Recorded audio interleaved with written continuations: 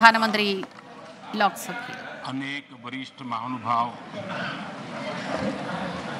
आदरणीय सदस्यों ने अपने विचार व्यक्त किए हैं।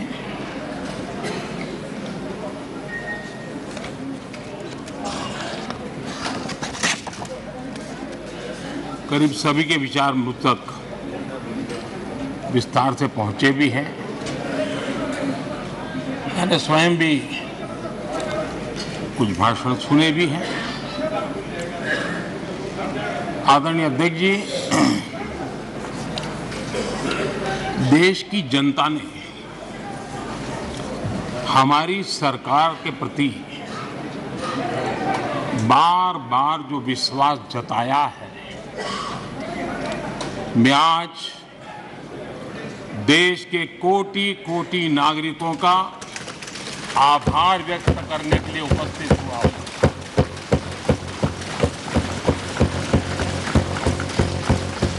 और अध्यक्ष जी कहते हैं भगवान बहुत दयालु है और भगवान की मर्जी होती है कि वो किसी न किसी के माध्यम से अपनी इच्छा की पूर्ति करता है, किसी न किसी को माध्यम बनाता है। मैं इसे भगवान का आशीर्वाद मानता हूं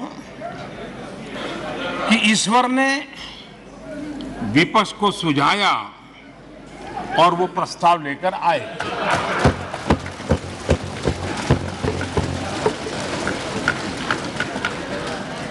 दो 2018 में भी ये ईश्वर का ही आदेश था, जब विपक्ष के मेरे साथी अविश्वास प्रस्ताव लेकर के आए थे। उस समय भी मैंने कहा था कि अविश्वास प्रस्ताव हमारी सरकार का फ्लोर टेस्ट नहीं है। मैंने उस दिन कहा था, बल्कि ये उन्हीं का फ्लोर टेस्ट है। ये मैंने उस दिन भी कहा और हुआ भी वही। जब मतदान हुआ तो विपक्ष के पास जितने वोट थे उतने वोट भी वो जमा नहीं कर पाए थे।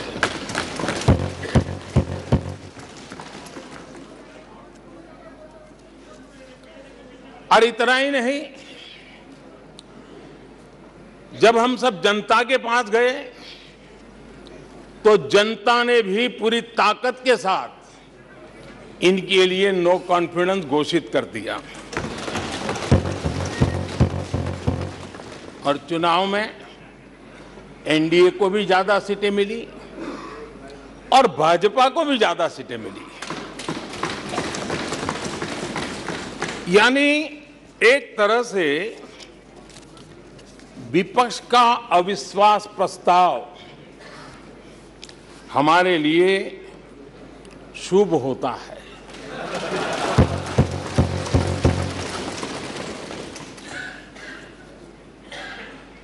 और मैं आज देख रहा हूं कि आपने तय कर लिया है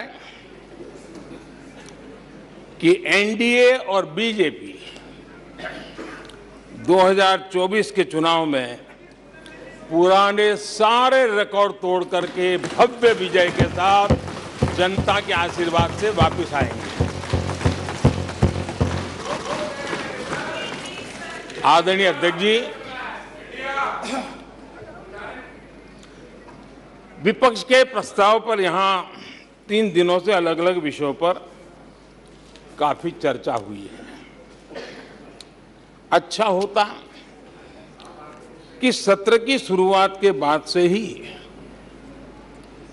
विपक्ष ने गंभीरता के साथ सदन की कार्यवाही में हिस्सा लिया होता।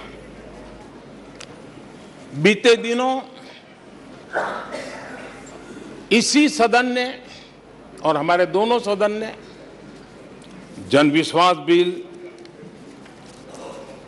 Mediation bill dental commission bill, आदिवासियों के लिए जुड़े हुए bill, digital data protection bill, national research foundation bill, coastal aquaculture से जुड़ा बिल, ऐसे कई महत्वपूर्ण बिल यहां पारित किए।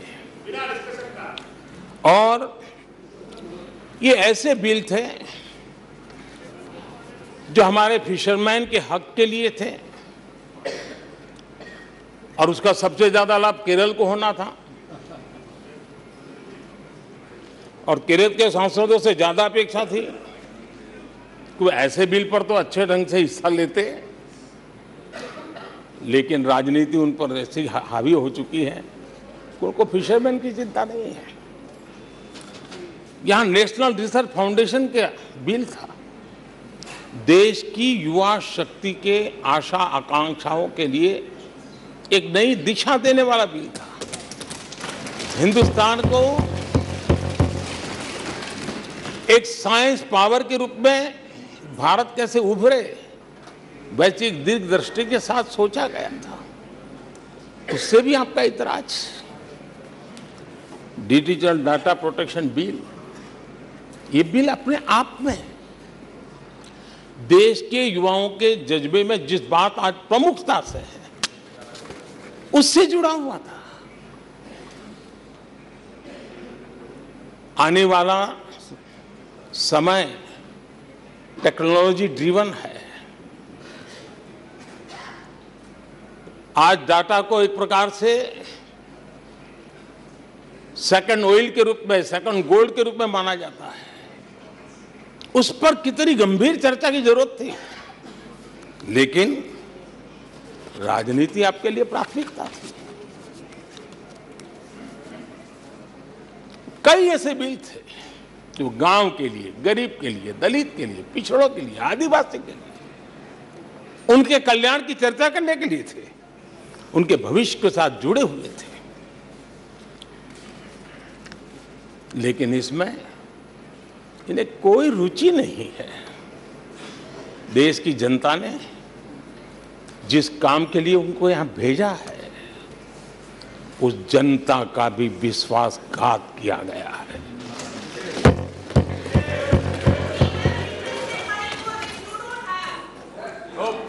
विपक्ष के कुछ दलों के लिए उनके आचरण से, उनके व्यवहार से उन्होंने सिद्ध कर दिया है कि देश से ज्यादा उनके लिए दल है, देश से बड़ा दल है, देश से पहले प्राथमिकता दल है। मैं समझता हूं आपको गरीब के भूख की चिंता नहीं है, सत्ता की भूख, यही आपके दिमाग पे सवार है। आपको देश के युवाओं के भविष्य की परवाह नहीं है, आपको अपने राजनीतिक भविष्य की चिंता है। और माननीय अध्यक्ष जी, आप झूठे एक दिन सदन चलने भी दिया, किस काम के लिए?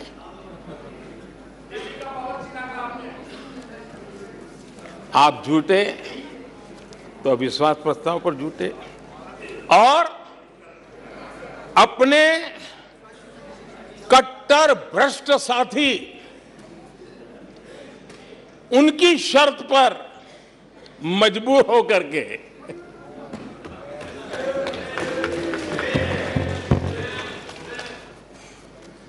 और इस अविश्वास पर प्रस्ताव पर भी आपने कैसी चर्चा की? और तो मैं तो देख रहा हूं सोशल मीडिया में आपके दरबारी भी बहुत दुखी है। ये हाल है आपका। और अध्यक्ष जी देखिए, मजा है इस डिबेट का कि फील्डिंग विपक्ष ने ऑर्गेनाइज की, लेकिन चौके छक्के यहीं से लगे।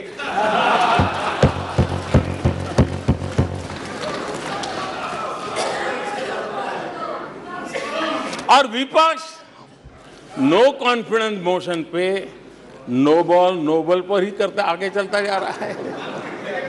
इधर से सेंचुरी हो रही है, उधर से नो बॉल हो रहे हैं।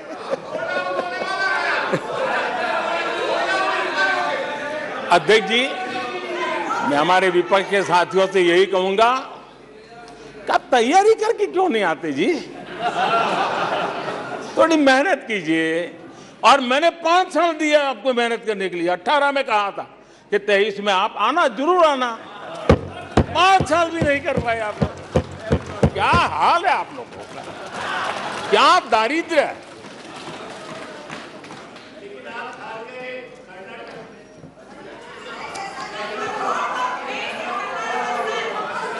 आदरणीय अध्यक्ष जी,